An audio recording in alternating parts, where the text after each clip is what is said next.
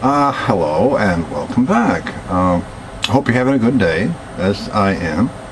I worked out all the technical problems of yesterday, and so we're ready today to close the circle of the Exodus story.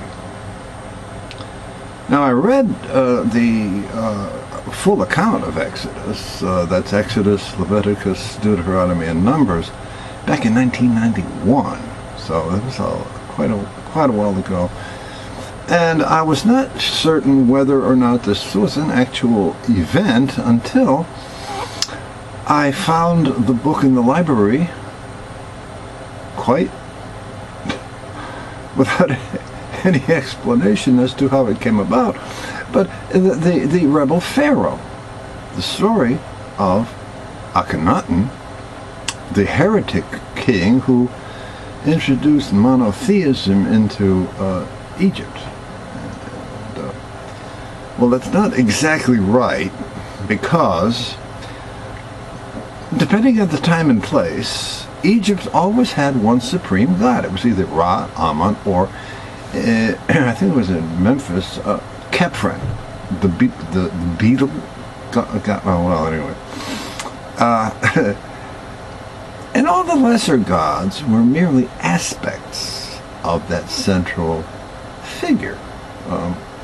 And each one was represented by a figure, a god, and that performed a specific duty. So,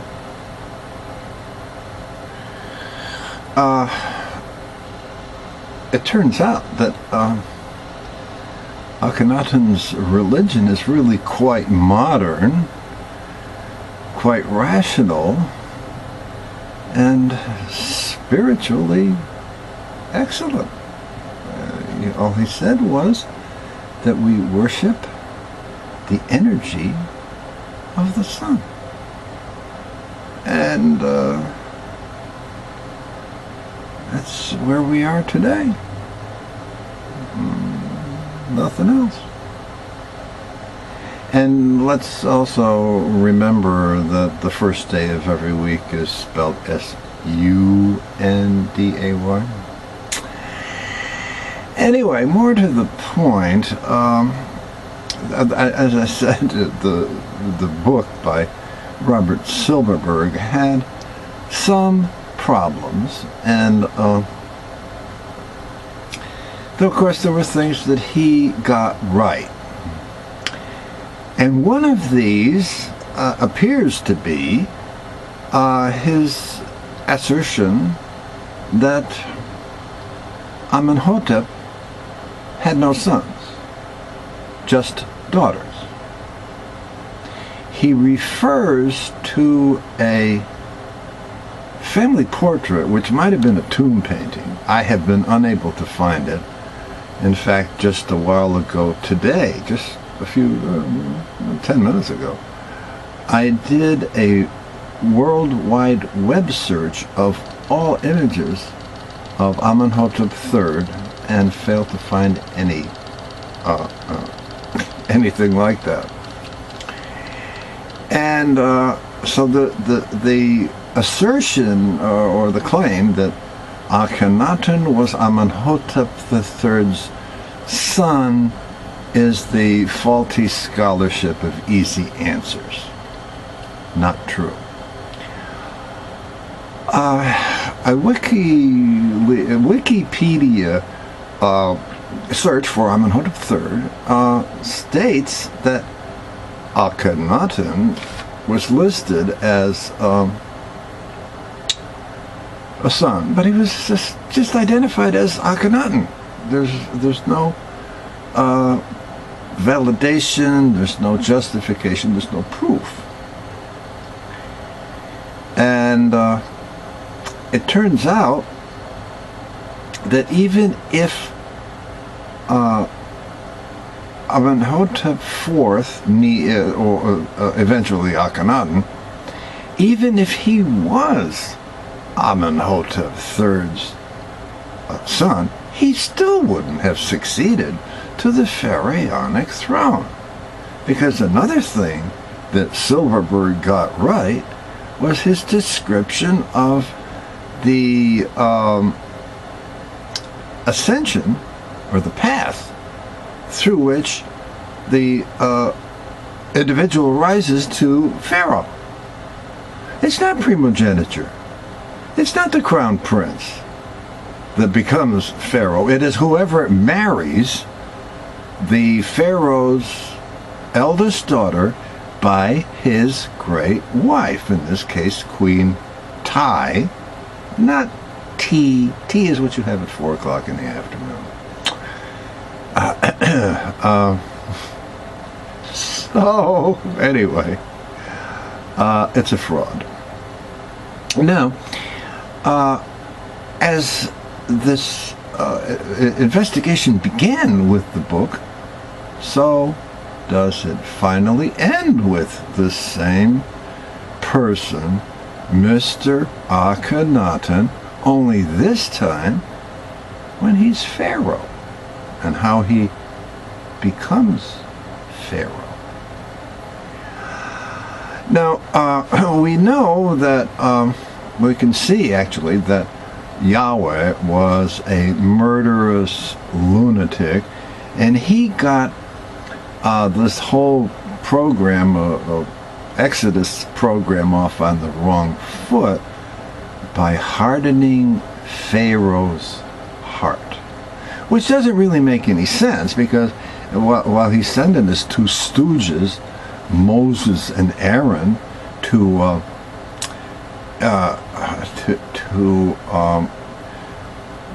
meet the Pharaoh, to get him to let the children go, why would he impede their success by hardening Pharaoh's heart? And what does that mean? Well, having been around for 76, almost 77 years, I have a very long memory. And I can remember a recommendation that was made 60 years ago that today could be tantamount to suicide.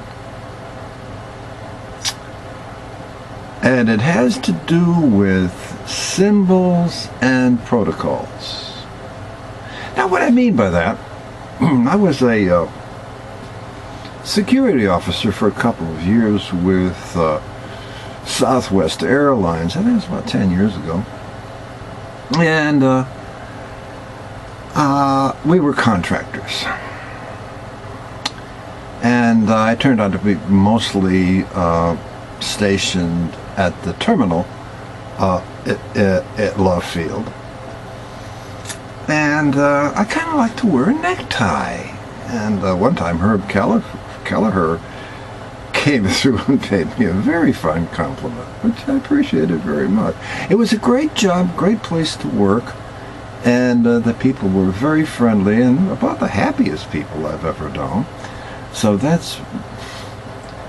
was good, and there were some administrative changes that I decided to leave because of them. And there were times when we would have meetings. I think there was about 30 or 40 of us all together, covering 2 or 3 shifts. And when the airline security officers would, hold a meeting with us, and I think it happened only a couple of times, but they'd go over policy changes and procedures. And I noticed that as the meeting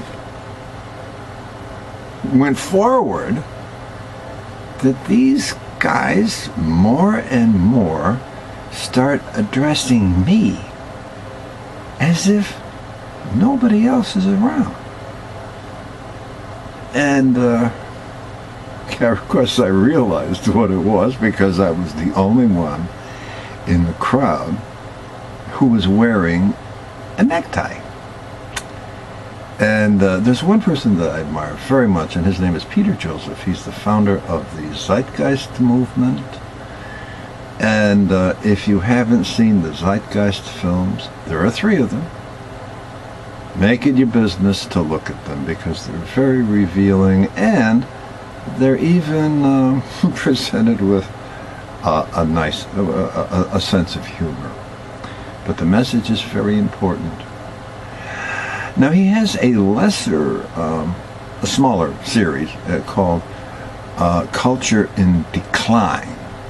And on one part where he deals with propaganda or commercialism, the concluding statement is, remember, you heard it from the guy with the tie. Now, as far as protocols are concerned, the advice I'm talking about has to do with traffic stops. Now, of course, today, and you know, I have to say, I've never had any trouble. I was driving my little BMW one day, and I got pulled over by a Dallas cop, and I looked around, and he came out, and he was actually reaching for his sidearm, and then he said, "Oh, I'm sorry, you're not who I'm looking for." Went back into his car and took off. It turned out that someone driving the same car had committed a robbery, and all my relations with the Dallas police have been constructive and usually pretty friendly. The worst I can say about any of these experiences is that the cop didn't show up, or he didn't do anything. But anyway, today you really have to take it into account that, you know, maybe you better stay in your damn car, keep your hands where they can be seen, or else you might just risk being tased, maced, or worse. But back in those days, when things were safer and saner, the advice was, get up, out of your car, and go right over to the police car and stand outside. And the idea is that instead of you remaining in your car and having the cop come up to you while you are in your domain, that you visit the cop in his domain, the police car, where you're standing with your hat in your hand, the supplicant, while he sits there clearly in charge. And the idea is that maybe you can avoid a ticket and get a warning. Well, sir, I didn't realize what I was doing, but I promise I won't do it again. Or, yes, officer, you're quite right. I was wrong. Yep. This is so now think about it. Jehovah, Yahweh, wants to get the Pharaoh to let my people go, in his own words, which don't amount to very much, as Exodus 32 discloses. And what does he do? He sends a couple of stooges to Pharaoh, which would be highly insulting. But of course, if he went himself, he'd be standing up with his hat in his hand, and Pharaoh would be in charge. So, anyway. And we saw from the progress of, or through the progress of the Exodus, that this Yahweh was one hateful son of a bitch. And these people, by the time the 40 years were done and their faces had been rubbed in the dirt long enough, they turned away from the Jehovah's en masse. And the rest of the Bible, most of it, in fact, going into the so-called New Testament, are all about the Lord's trying to get the Hebrews to come back under their authority. And that's and there's a bunch of different Jehovah's. And if you don't believe me, read a short book called Malachi. It comes right before Matthew. That ought to straighten you out. It's only about 3 or 4 chapters, I think. That'll straighten you out. Well, now, as I said, the Jehovah's are different personalities. And we meet an entirely different member whose name is not given, but he is the Jehovah of Isaiah. Isaiah's Jehovah. And where Yahweh would have been the prototype for Attila the Hun or Genghis Khan, Isaiah's Jehovah would have been more like an original Niccolo Machiavelli. He was a plotter and a schemer, and he did show a little temper or maybe outrage from time to time, but he had plans. And of course, Isaiah is 66 chapters long, and so I have the idea that I might have to dig through the rest of it. But the points I'm making can be found in the first 18 chapters. And he has plans for everyone. Syria, Assyria, the Moabites, the Amorites, blah, wow. And just on and on and on. And it's all about getting the Hebrews to come back under his control. And one of the things that he does is he hires Assyria to send an army to vex Judea, as it says in the text. They send his best general, their best general, Rabshakeh, to lay siege to Jerusalem. When they have the whole city bottled up, out comes King Hezekiah to negotiate with him, and he says, "Oh, let's talk a different language. Let's talk so that the people on the wall won't hear what we're saying." And Rabshakeh says, "The hell with that. Well, let's talk Hebrew. I don't care if they hear what we're saying." And the idea was that, wow, with this Assyrian army in place, that at the last minute, when things look hopeless, the Lord would come in like the cavalry to the rescue. And it didn't turn out that way, actually. There are a lot of his plans that didn't turn out.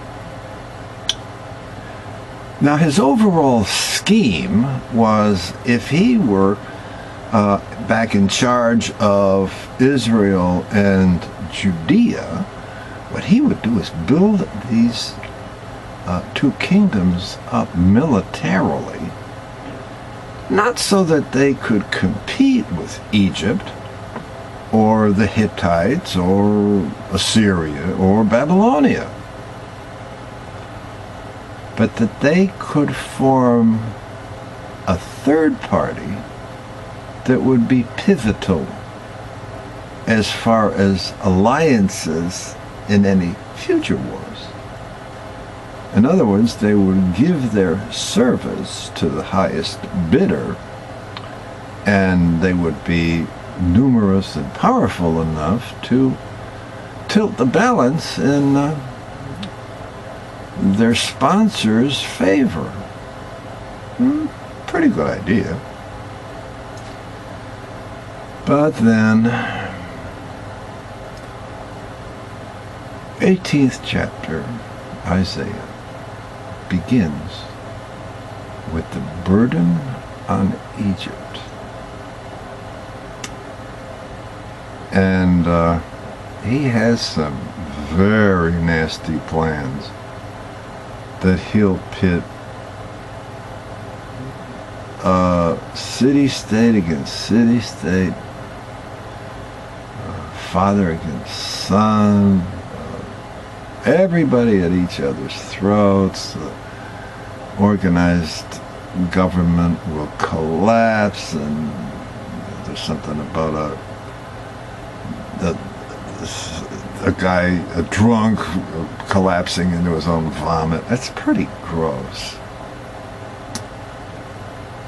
And now that little phrase that I'm sure that most people don't even know is there, and I believe it's verse 14. I didn't look it up, and being a little bit dyslexic, I don't always store information accurately, but I think it's verse 14. And it says that all this is going to happen. It's a sure thing, because the Lord hath mingled a perverse spirit in the land. Now, I submit that you have to get up pretty early in the morning and travel a pretty far piece to find a more perverse spirit, given the time and place, than Mr. Akhenaten. Just, where did this guy come from? Now, I would have to assume that, and of course we do that very gingerly, but that Mr. Silberberg is correct in citing a family portrait in which only daughters are represented and not sons. So, if this is true, and there's no reason to believe it isn't, then that would mean that for the first 30 years of Amenhotep's eventual third Amenhotep's eventual 37-year reign, there wasn't any son available. And of course, it was a brain tick that he couldn't get rid of, and this was that, well, perhaps the young prince was confined to the palace under Queen Ti's, all that nonsense. Well, anyway, at the end of the 30 years, up pops this character, a pretty odd-looking fellow, too, at that. And suddenly, he's the pharaoh. Then when I said it wasn't necessary for Amenhotep to be the father of Akhenaten, because, again, the succession passed through the king's eldest daughter by his great wife. So even if Akhenaten was the prince, he wouldn't have become pharaoh. And anyway, he probably, even if he became pharaoh, it wouldn't be as instantaneous as it was in the case of Mr. Akhenaten. I mean, he just shows up and there's a cartouche. It's a drawing of a cartouche. But anyway, it has Amenhotep's 3 and 4 both pointing in the same direction, which means they were both contemporaries. And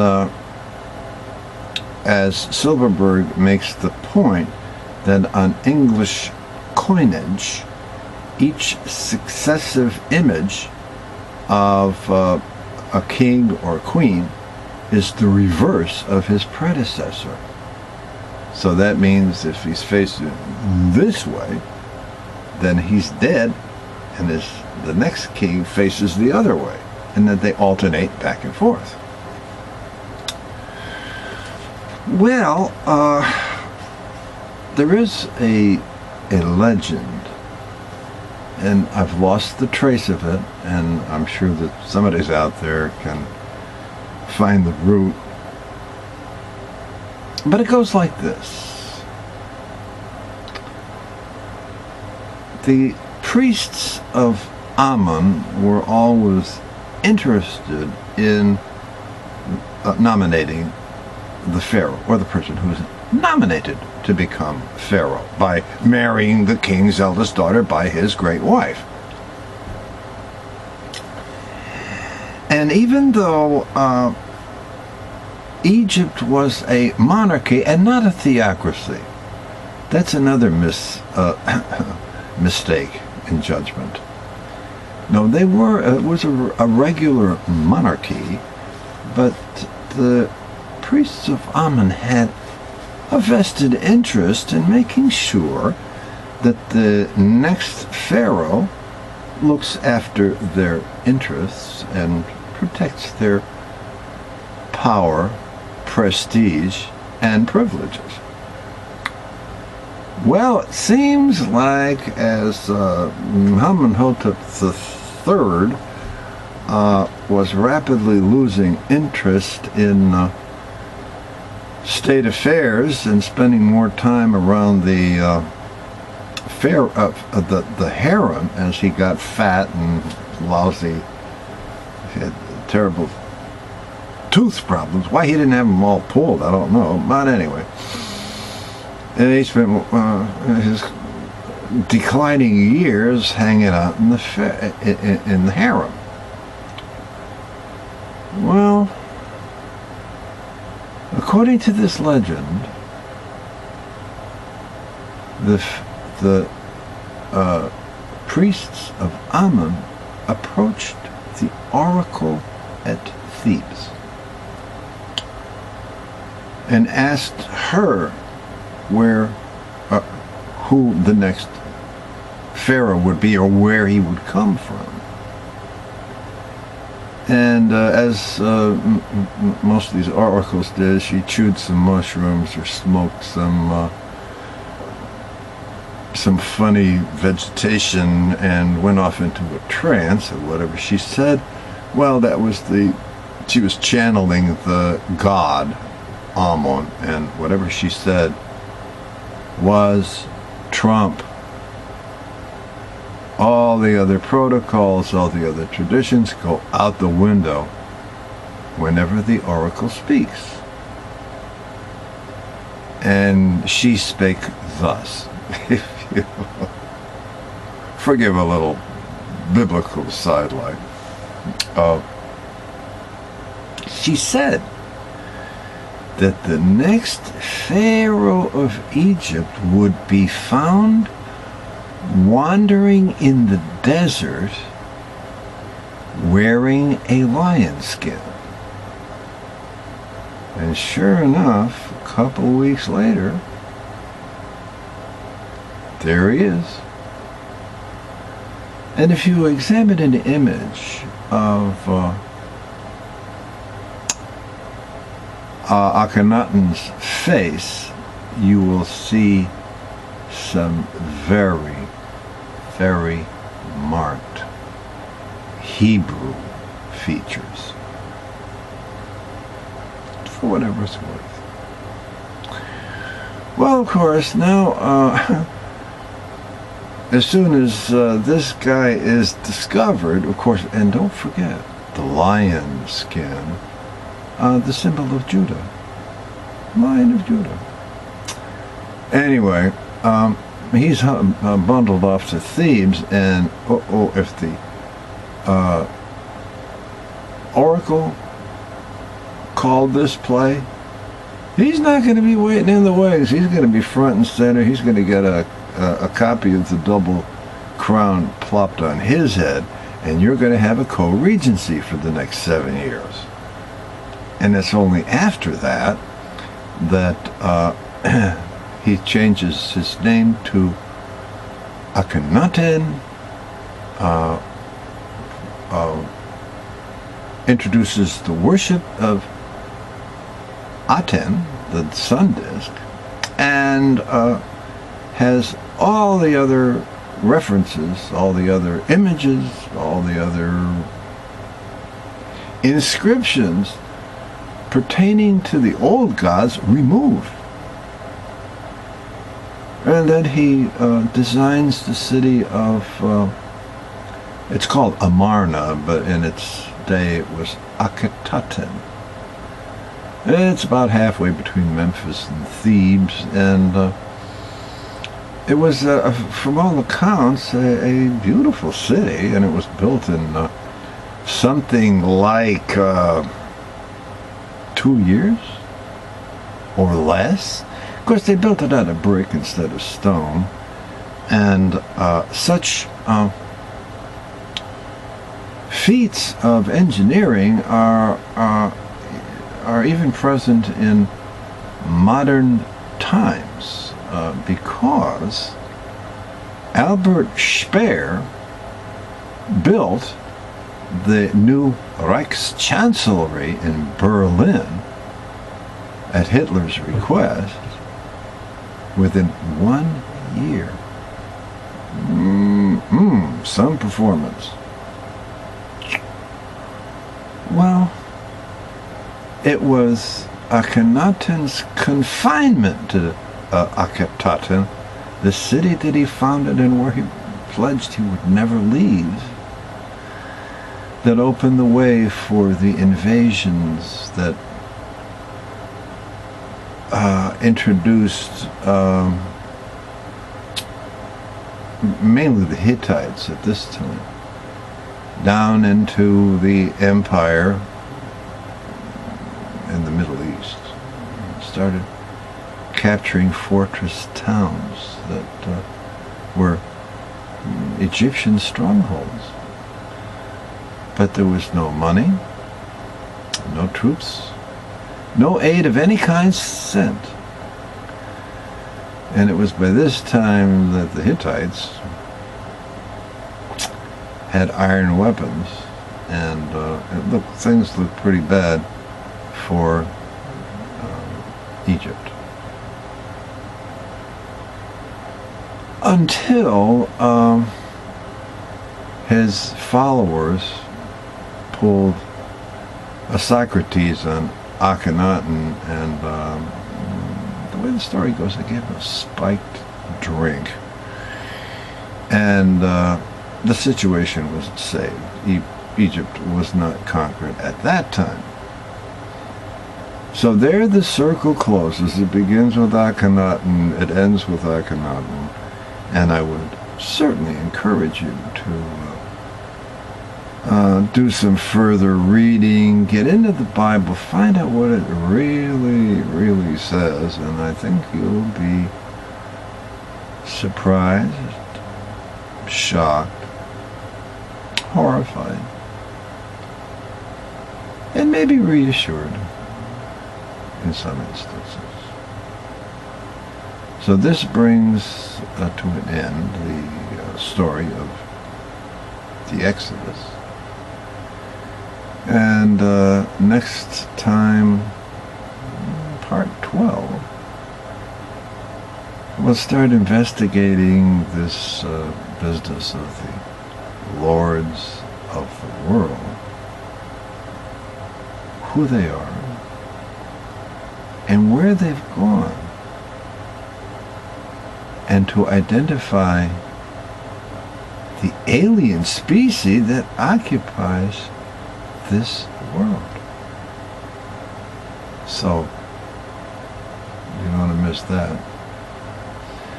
Again, if you're getting off on these videos, you might hit the like button, if there's even one there. I don't see what you see when I visit the channel. That's what I'm saying. And so in the meantime, thanks for stopping by. Have the best day ever. Be happy. Don't worry. Things are gonna work out. So in the meantime, be happy. So long.